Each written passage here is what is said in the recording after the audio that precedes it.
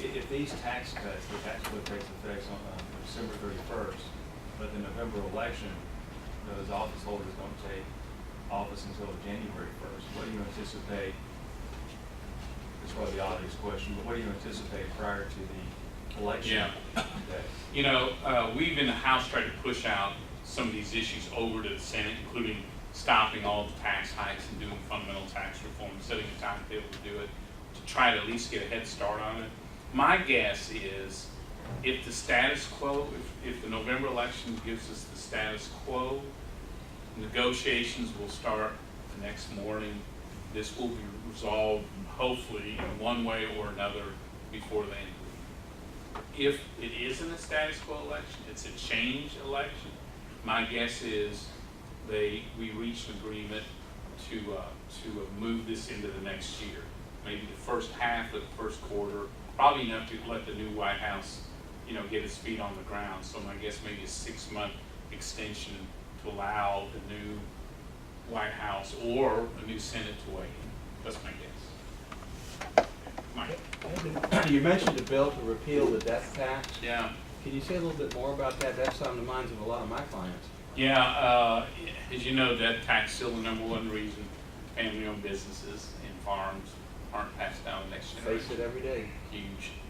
It has gone through a 12 years of major uncertainty from the Bush tax cuts that eventually phased out and it sprang back to life, and then we reached the middle ground. It expires obviously December 31st. In the current environment, with the current White House, House and Senate, we will not repeal the death tax.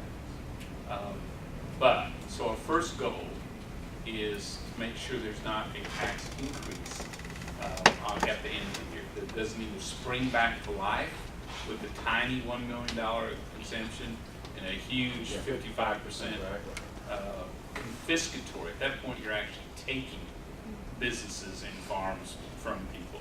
So our first goal is to make sure that doesn't happen.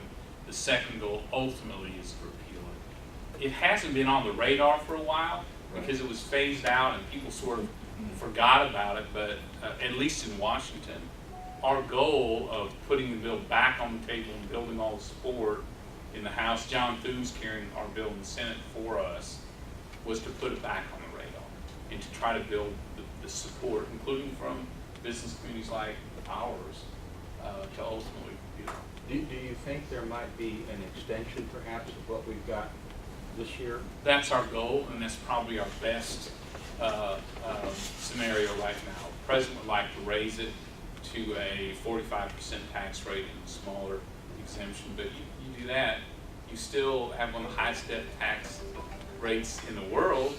You still have Uncle Sam swooping in and taking up nearly half of everything you burn to your lifetime. So we don't think that's... So many countries around the world don't even have a death tax. Yeah, yes, and many states are repealing it. Ohio, I think, repealed it completely. Indiana, or maybe they're phasing out. Indiana, Tennessee, phasing it out. Illinois is dramatically increased its exemptions to help small businesses survive. Oregon, which is not exactly the bastion of conservative thinking, has put on the ballot box and is leading right now a provision to repeal it as well. So it is unpopular throughout the country, and we think these. That'd be great if you could. Yeah, that one may be long term, but again, it gets decided at the ballot box. Yes, sir. Kevin, I have a general question brought to mind by one of your colleagues, Gene Green, yesterday, who, while a Democrat, is, a very business savvy guy. He's talking about trying to question the Energy Secretary on some practical matters. Gene has a lot of ship channel businesses. On some practical matters, the effect of some of their regulation. And he said he never was able to get one answer, nothing beyond the points that he had been given to say, obviously probably not written by him, but because most of us in this room are astounded by the lack of practicality, either just flat, we don't know nothing about business, or we don't care and we're gonna put y'all out of business. Do you find that in Ways and Means in the general testimony of people on administration who testify? I mean, I don't know, I'm not making a very good question, but the frustration was you can't get them off just the talking points because they don't know anything about it. No, I think that's the case, Bob. I think that's why so much regulation being driven out there, because they're not weighing the impact on the economy. I think since New Year's Day, we've had a little over 2,000 new full regulations that are now in effect the law. That's how many a day is that? A lot, because they're not weighing those impacts on it. Or understanding impact. Or understanding. And what's frustrating is there is a balance between good standards and whatever it is, clean air, clean water, whatever, in the economy. Texas is living proof of it. We've done a very good job of lowering pollution over the past decade in Texas and growing the economy while we were doing it. But most of the regulation coming out of there is focused on you hit the standard, whether technology even exists to do it. You just spend and spend and spend until you can get to that point, regardless of the impact on jobs. And I still think, at the end of the day, everyone always asks up there, so what do we do about the economy? And I think the answer is get Washington out of the way. You know, the obsession with higher taxes, all this regulation, which I've never seen the complaints, concerns we have today. The president's health care law is a real concern for our businesses. So I think until you remove those out, so I think we've got like 3 18-wheelers jackknifed across our economy. You know what I mean? Until we tow them to the side of the road, you know, we're just not going to get where we need to be. But isn't it true that we've got to pass those regulations to know what's in them?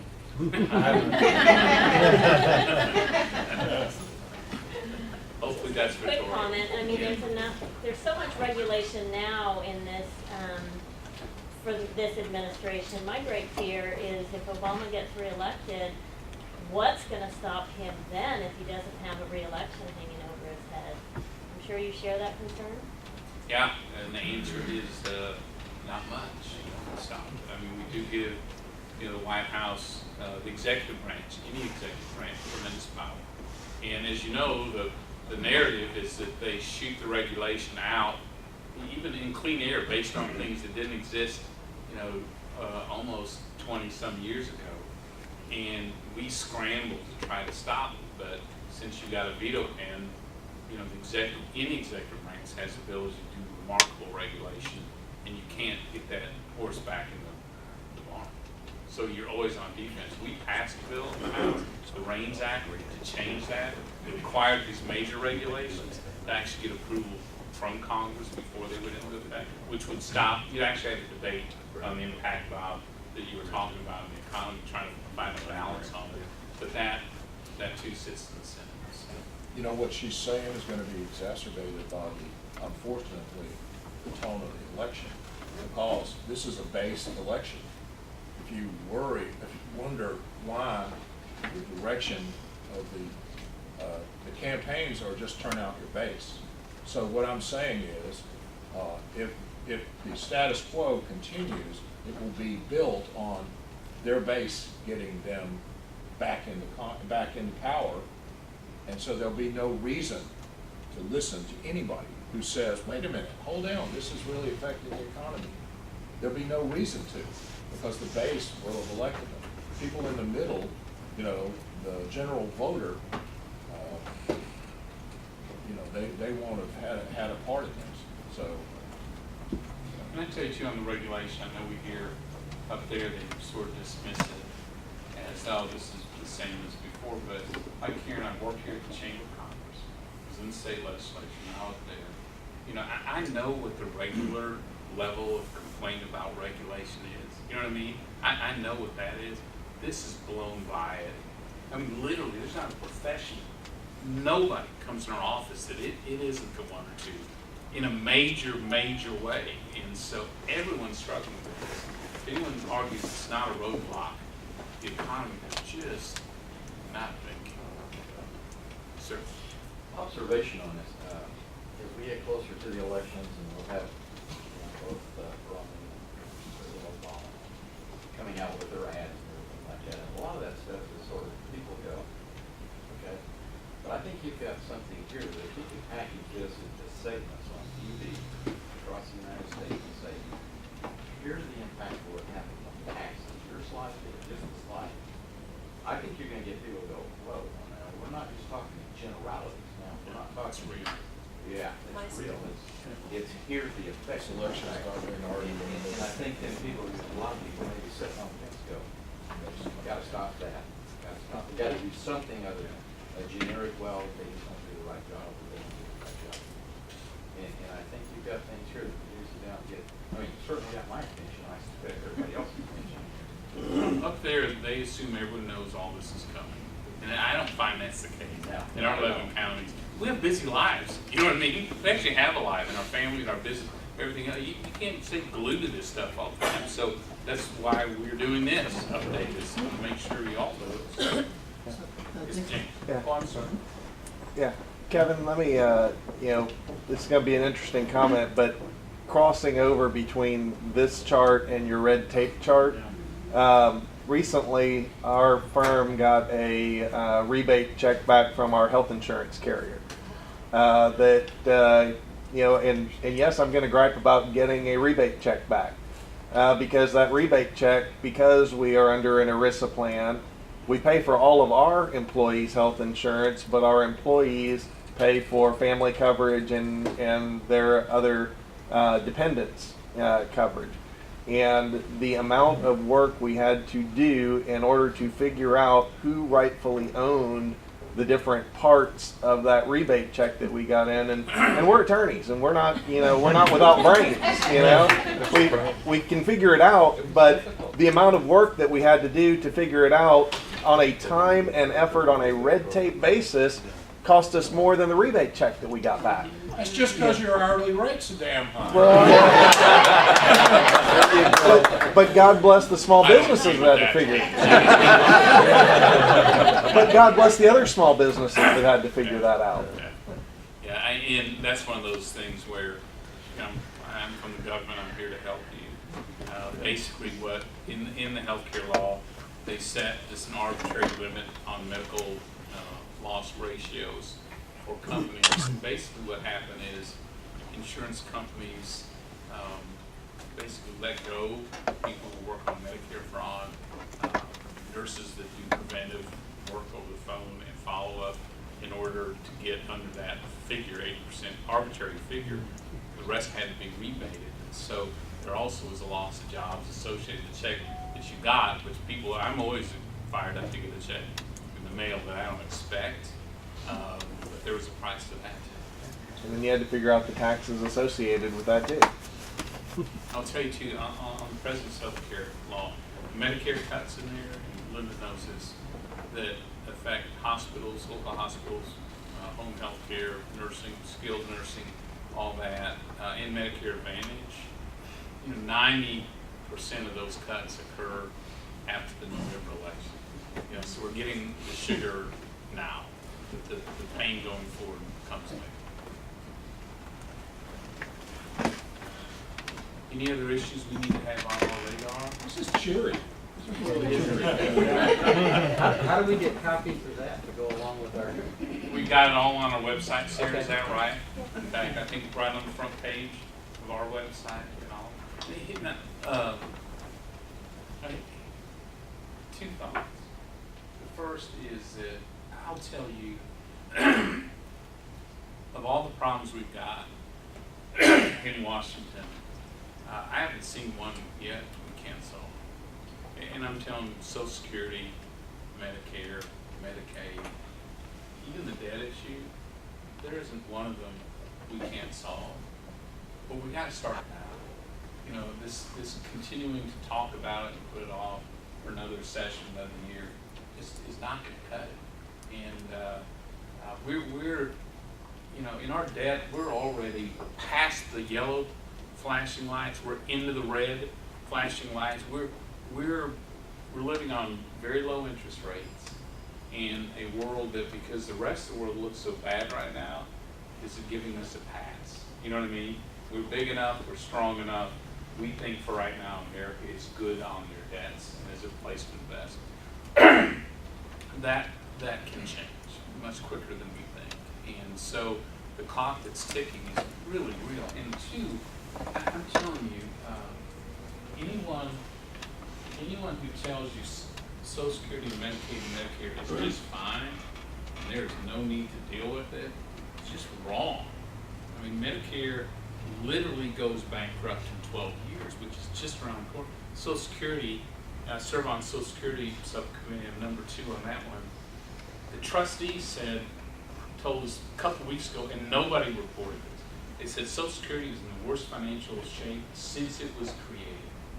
It's deteriorated more in the last year than since the early 1990s. And if you don't act soon, I mean, the next few years, you've got real problems. And we did last year. This country borrowed $142 billion from China, other foreign investors from each other, just to pay Social Security. This year we'll borrow 160-some billion just to send checks out. So if anyone says, "Hey, man, it's great, it's doing great, no need to worry about it," boy, they're just not leveling with the American public. That's why, politics aside, Paul Ryan and I have been seatmates on Ways and Means since we both earned those seats.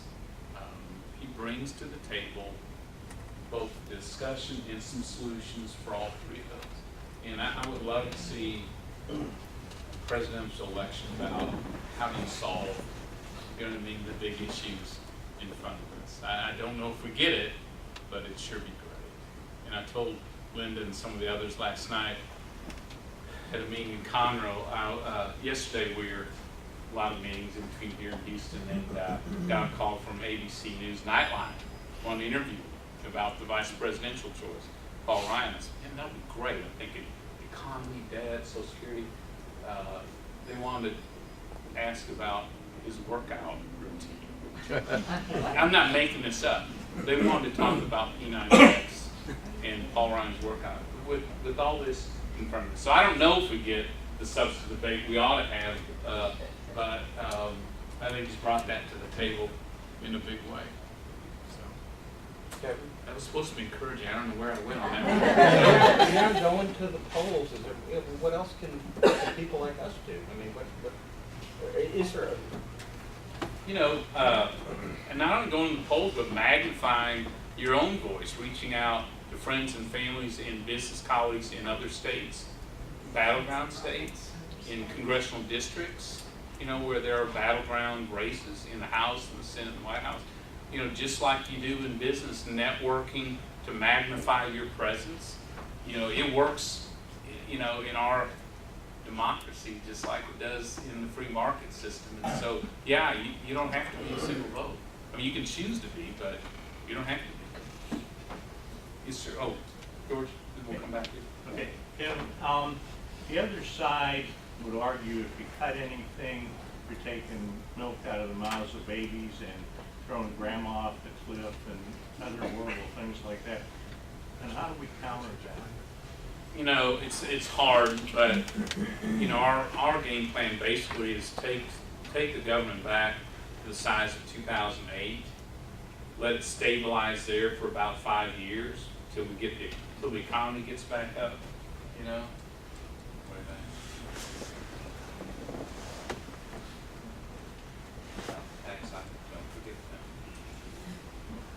Take the government back to 2008 levels, let's stabilize there for 5 years, let the economy grow, and then solve Social Security and Medicare. And that's the basic plan to get back not just to balance, but start paying it down.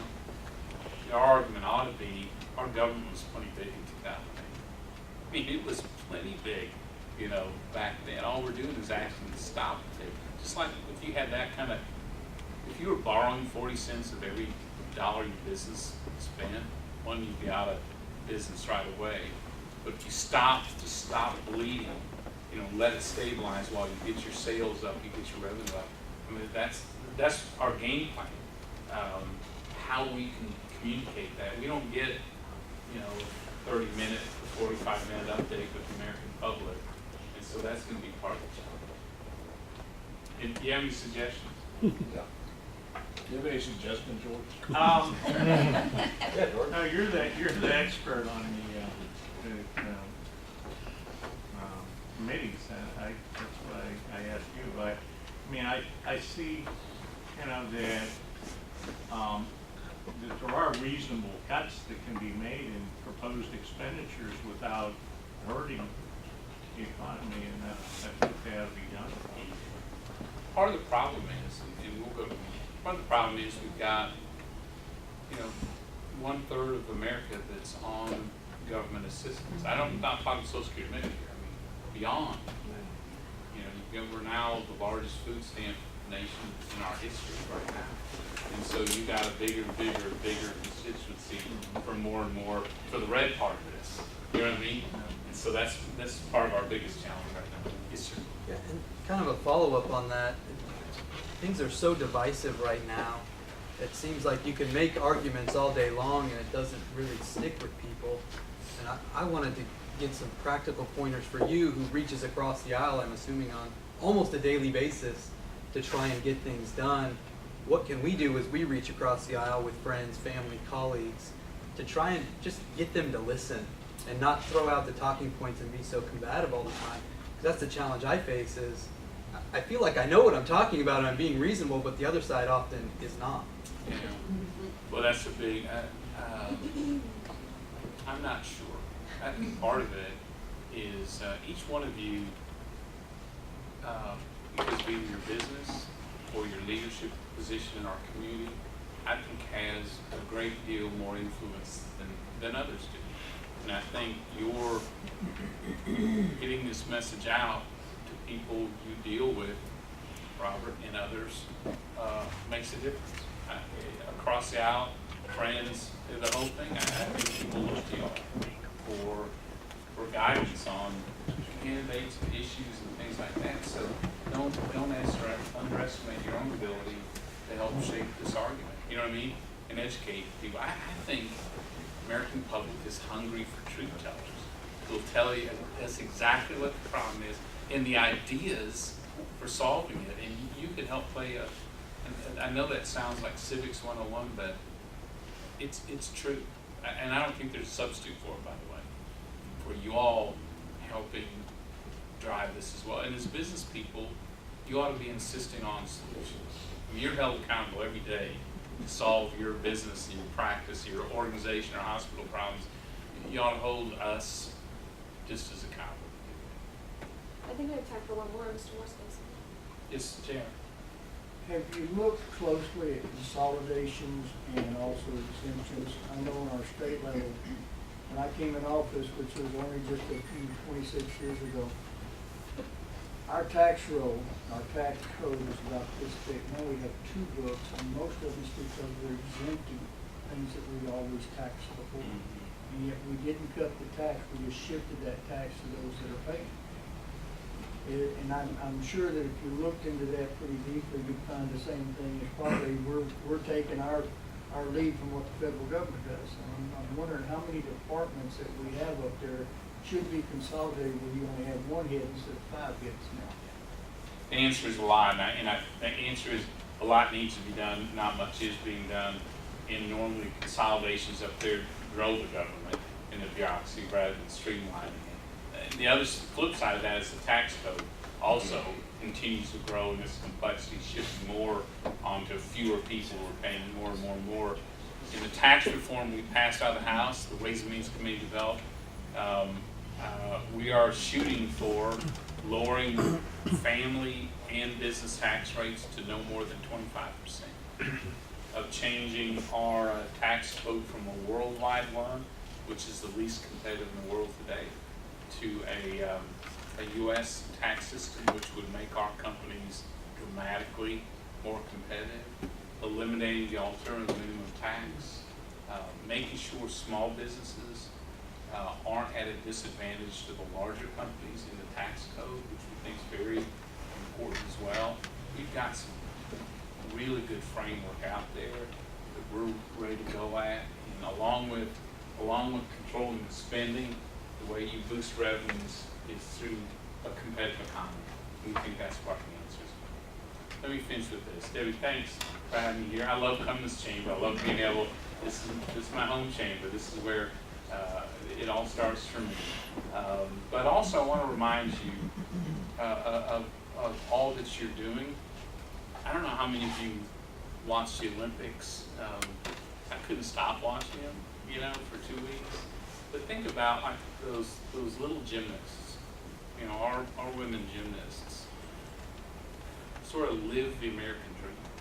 You know, here they are, 14 years old, they convince their mom, single mom, to move across the country because they have a dream. Mom takes a second job to pay for it. They train, dedicate all those hours, just like you do in your business, for success. They go to the Olympics, no guarantee of success. All they want is opportunity. They fail or they succeed spectacularly on their own merits. No guarantees. And if they succeed, there's real reward as a result of it. That's the American dream. I mean, in government didn't build that.